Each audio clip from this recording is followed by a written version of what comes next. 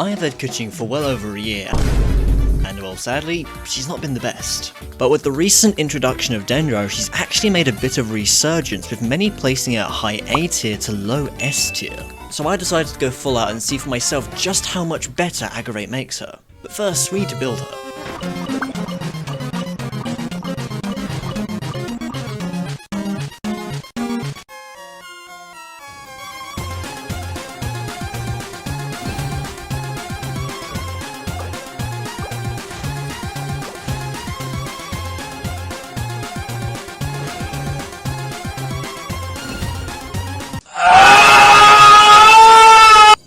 Alrighty then!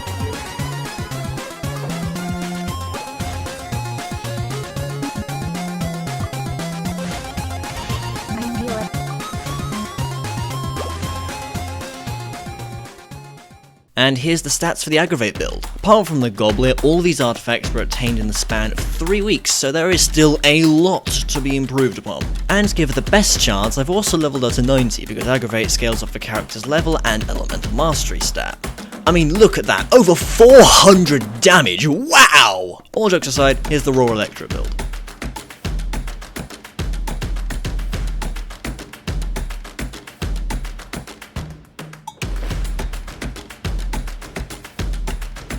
And as much as I would absolutely love to tell you exactly how much more damage Aggravate is going to make her do, I'm kinda dumb. I don't understand maths. So, here's a base damage test. Speed of light.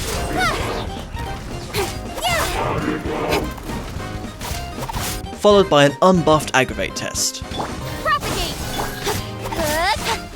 And you know what? Just for fun, here's the same thing with the attack build. Incoming.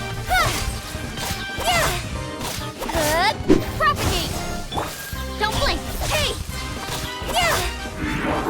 Okay, so now I'm just confused. From my calculations, every time Keqing triggers Aggravate with the Elemental Mastery build, it's increasing her damage anywhere from 7,500 to 8,500. I don't know why there's so much variation, I'm just not going to question it. But still, all this, how do I put it? It's not that good. Hey, can you show him how it's done? Shine down. Scatter. And remember kids, A has 0 Elemental Mastery.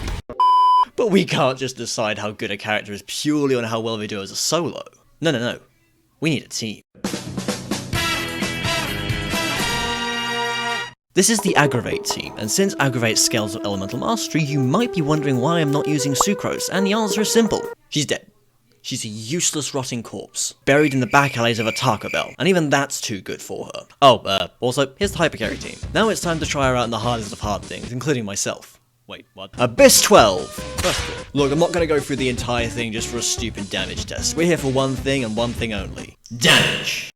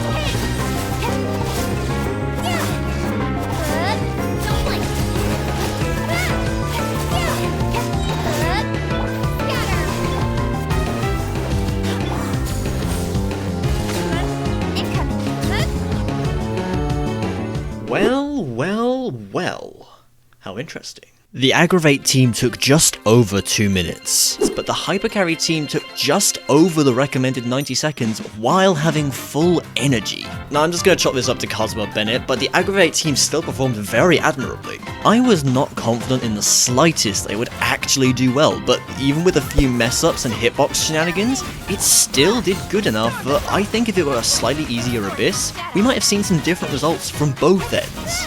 On the Aggravate side, I see what I think to be a 41,779 damage Aggravate from Keqing. And on the Hypercarry side, we can see a whopping 58,941 damage crit. Hey Yelan! Let's light it up! Now that's a lot of damage! Okay, so she doesn't do that much damage. But is she better than my Ito? Okay, no, I'm joking. I'm not gonna make you sit through 2 minutes. Okay, this is interesting. So the way I usually judge a DPS is, can they at least do 50,000 damage? Ito? Sure thing! Yoimiya? With the right weapon? Hell yeah! Keqing? I don't know, let's find out.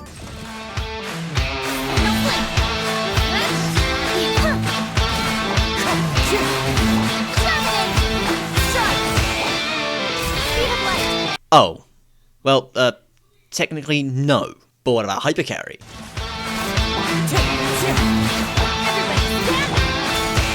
No turning back!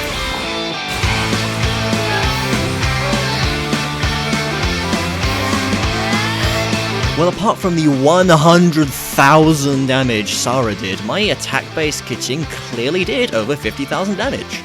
So, should you build Keqing? Yeah, sure, why not? Play whoever you want, however you want. This game is easy. I rate Keqing 3 pound chocolate out of 1 tugboats. But what about Sino?